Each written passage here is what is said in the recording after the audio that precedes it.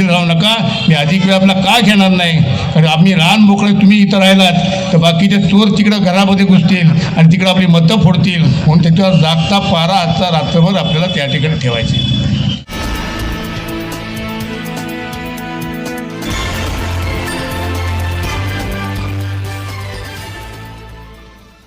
काही 2-3 गोष्टी ऐकल्या की रमेशभाईंनी या ठिकाणी मुस्लिमांच्या जागेंवर आरक्षण टाकलेत.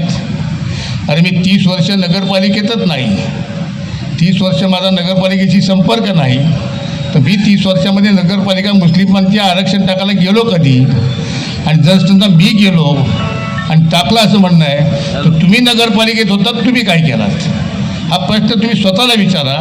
म्हणजे तिथे आरक्षण ही फार पूर्वीपासूनची झालेली आहेत, म्हणजे मी नगराध्यक्ष होण्यापूर्वीपासूनची आहेत. त्याच्यानंतर 3-4 प्लॅन झाले, 3-4 प्लॅनमध्ये हे विविध लोक होते, पण त्यांना ते काही त्यावेळेला सुचलं नाही. मग त्यांनी सांगितले हा जातीयवादाचा किशोर, मी म्हटलं निवडणूक 1 दिवसाची होऊन जाईल, परंतु निवडणुकीमध्ये असा अपप्रचार किंवा विष होतो नका. ज्या चिपळूण शहरामध्ये एक आपण पावित्र्य टाकलेलं आहे की सर्व समाज एकमेकांच्या खांद्याला खांदा लावून त्या ठिकाणी करतात, कामं करतात. मग मुस्लिम समाजाची ईद असेल काय असेल तर आम्ही हिंदू समाज जातो, आमचा कुठचा सण असेल त्या ठिकाणी मुस्लिम समाज आमच्याकडे येतो. असं सर्व समाजाचं एकोप्यानं चाललेलं हे शहर, ह्याच्यामध्ये जर कोण जातीयवाद पसरवण्याचा प्रयत्न करत असेल तर त्याला वेळीच ठेचलं पाहिजे. इलेक्शन 1 दिवसाचं होऊन जाईल, पण त्याचे पडसाद फार दीर्घकाळ आपल्याला भोगायला लागतील. आणि म्हणून दुसरा प्रचार असा सांगितला 11,000 मुस्लिम समाजाची मतं असताना तुम्ही 2,000 मराठ्यांचा कशाला काळजी करताय? तुम्ही मुस्लिमांचा नगराध्यक्ष त्या ठिकाणी बसवा. अरे मुस्लिमांची तुम्हाला आत्ता कदर झाली. मी गेले 40 वर्ष ज्याला नगरपालिकेमध्ये आहे, 30 वर्ष, त्याच्यामध्ये अनेक मुस्लिम समाजाचे नगरसेवक मी त्या ठिकाणी निवडून आणले. त्यांना त्या ठिकाणी विविध पदं दिली. कोणाला उपनगराध्यक्ष केला, कोणाला सभापती केला, कोणाला नान्य ठिकाणी काम करण्याची संधी दिली. त्या ठिकाणी मुस्लिम समाजाची महिला पहिली नगराध्यक्ष जर कुणी केला नसेल तर ती रमेश कदमांनी केली, रियाना बिल्लेच्या माध्यमातून. उषाताई लवेकरांसारखी ज्यांचा समाज फक्त 500 ते 600 मताचा आहे, पण त्याला चिपळूण शहराची नगराध्यक्ष सोनार समाजाला दिलं. कांबळी वहिनींसारखी गवळी समाजाची महिला त्या ठिकाणी मी त्याला नगराध्यक्ष केली. सुचे रेड्डीसारखा वैश्य समाजाचा नगराध्यक्ष त्या ठिकाणी आम्ही बसवला.